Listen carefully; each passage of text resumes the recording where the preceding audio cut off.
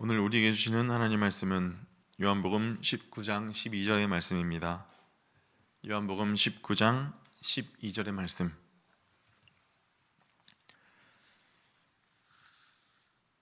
제가 봉독해 드리도록 하겠습니다.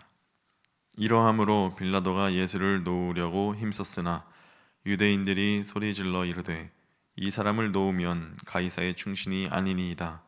무릇 자기를 왕이라 하는 자는 가이사를 반역하는 것이니이다. 아멘. 말씀을 나누기 앞서서 평안 인사 나누겠습니다. 주님의 평안을 빕니다. 오늘 이 새벽에는 정직해야 하는 이유라는 제목으로 함께 말씀을 나누겠습니다. 우리가 사회에서 사람을 볼 때 외모를 볼 수도 있고 실력이나 스펙을 볼 수도 있습니다.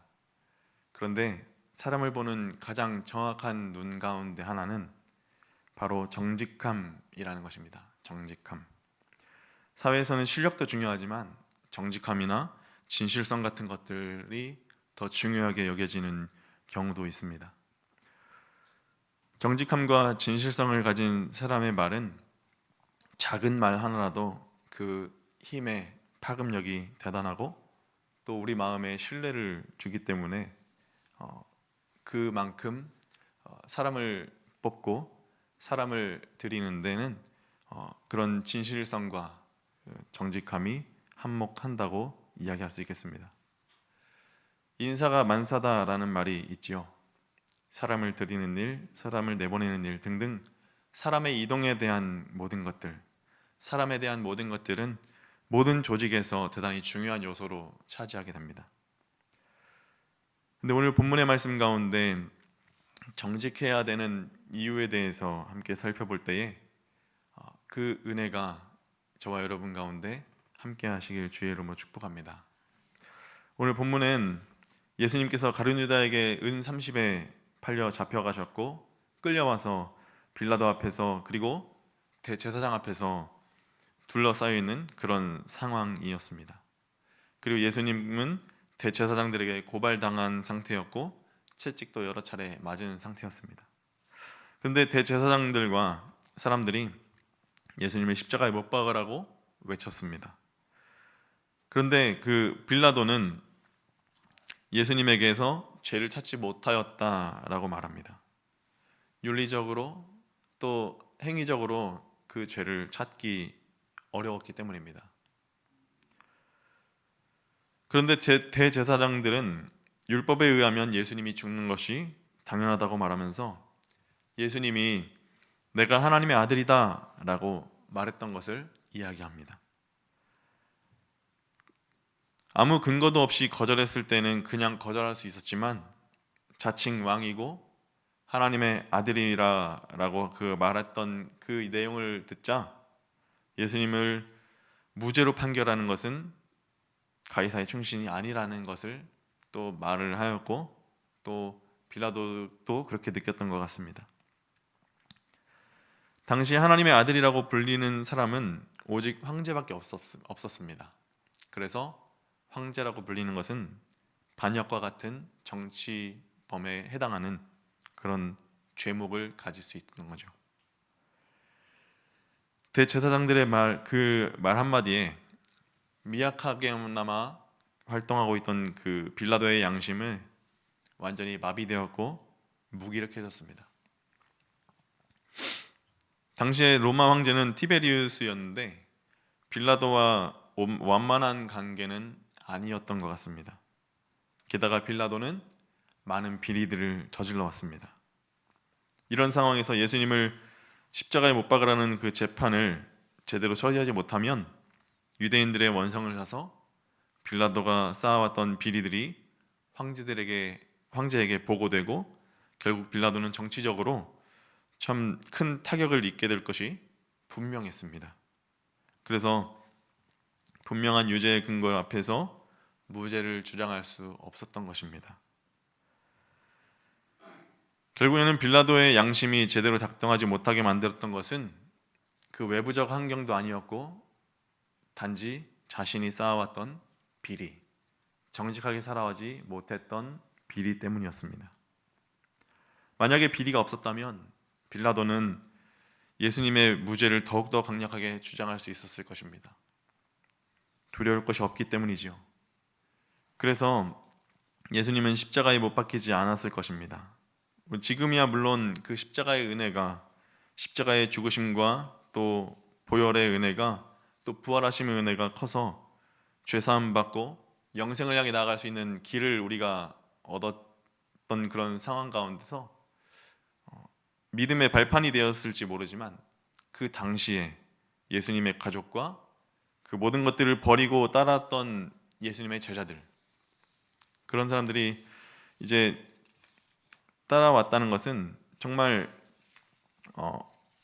어떻게 하지 못하는 그런 것이죠. 그래서 얼마나 예수님이 죽지 않기를 바랬을까라는 것입니다. 이 세상에 그런 소원이 없을 정도로 또 그 간절한 기도를 했을 것입니다. 정직함은 국어사전에서 바르게 말하고 행동하는 태도나 성향이라고 정의합니다. 영어로는 justice라고 표현할 수 있겠는데요. 인간관계 속에서 정직함을 요구한다는 것은 바르게 살아왔고 또 바르게 살아갈 수 있는 능력이 있는가를 보겠다는 의미입니다. 빌라도는 이 지점에서 자유롭지 못했습니다. 아무리 강하고 높은 톤으로 정의를 외치는 사람들도 결국에는 대부분이 자기의 이익이 우선시 됩니다.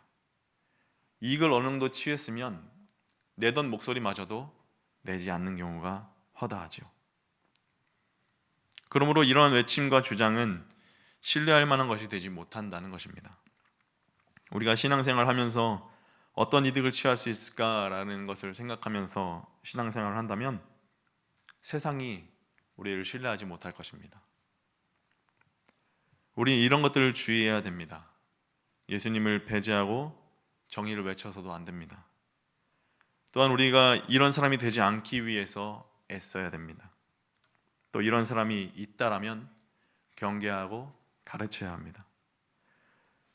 예수님을 위해서라면 죽는 것까지도 불사하겠다던 그 제자들의 결심이 너무나 쉽게 무너지는 광경을 겟세마네 동산에서부터 예수님 십자가에 못 박히는 그 순간까지 여정을 보면 발견하게 됩니다. 주님의 이름을 부르면서 또 이 자리에 나와 있다고 해서 모두가 신뢰받는 사람이 되는 것은 아닙니다. 이 자리에 나와 있어도 또 예수님을 믿는다고 고백하면서도 예수님을 부른다고 하면서도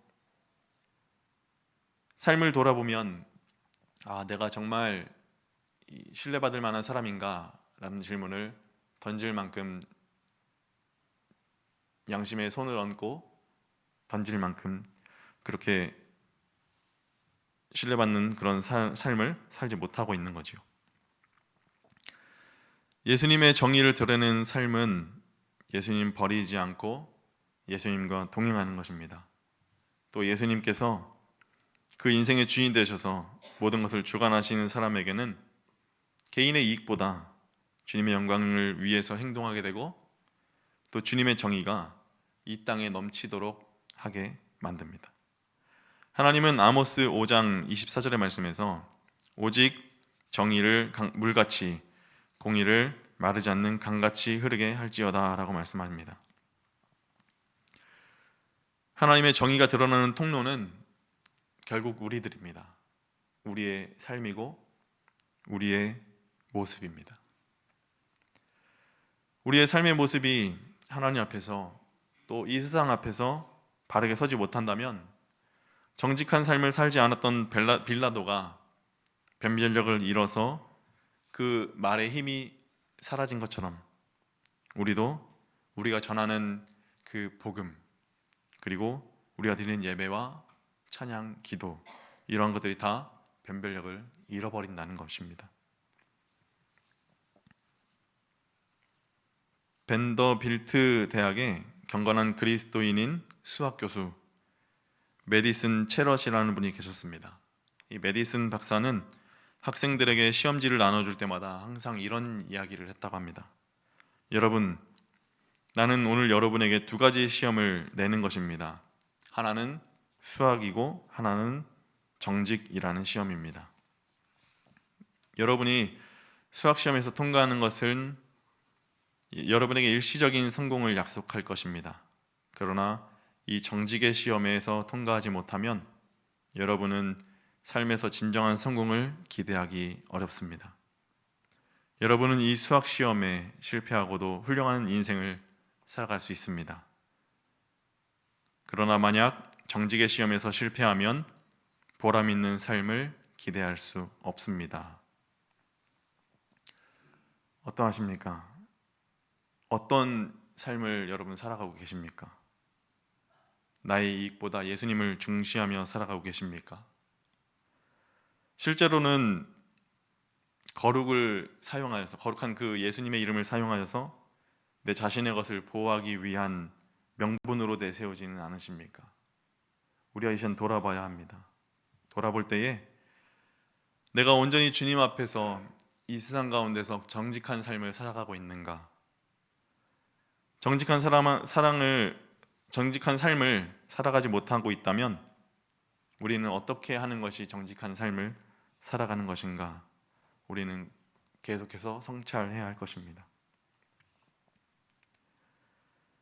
오직 예수님만을 바라보면서 또 의지하고 나아가는 그 가운데 정직한 믿음의 길 걷는 그 믿음의 삶이 저와 여러분의 삶이 되어야 할 줄로 믿습니다.